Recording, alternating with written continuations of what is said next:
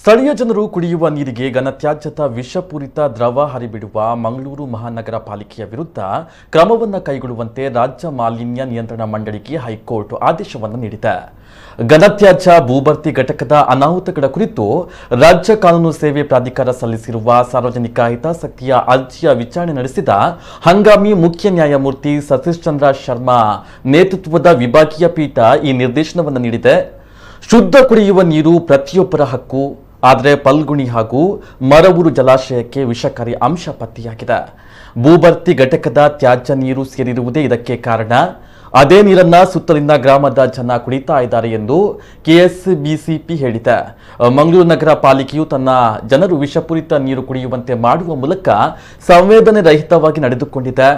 ಇದನ್ನು ನೋಡಿಕೊಂಡು ಮೂಕ ಪ್ರೇಕ್ಷಕನಂತೆ ಕೂರಲು ನ್ಯಾಯಾಲಯಕ್ಕೆ ಸಾಧ್ಯವಿಲ್ಲ ಎಂದಿದೆ.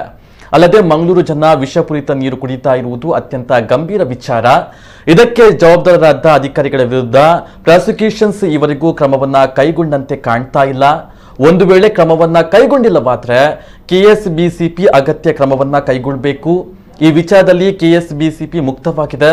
ಇನ್ನು ಸ್ಥಳೀಯರಿಗೆ ಶುದ್ಧ ಕುಡಿಯುವ ನೀರು ಪೂರೈಕೆಗೆ ಏನೆಲ್ಲ ಕ್ರಮಗಳನ್ನು ಕೈಗೊಳ್ಳಲಾಗಿದೆ ಎಂಬ ಬಗ್ಗೆ ಹಾಗೂ ನೀರಿನ ಪರೀಕ್ಷೆ ವರದಿಯನ್ನು ಸಲ್ಲಿಸಬೇಕು ಎಂದು ನಿರ್ದೇಶನವನ್ನು ನೀಡಿದೆ.